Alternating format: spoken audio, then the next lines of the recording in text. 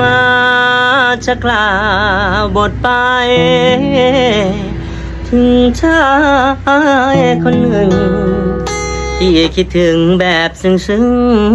ๆกับเธอวันได้แต่ละเมื่อกชายเฝ้าเพลอแสนเปลี่ยวอยากเกี่ยวใจเธอมาครองเพราะพี่รักน้องคนเดียวโอ้มีสิบขี้มูกเกิดด้วยมาจากลาวบทไป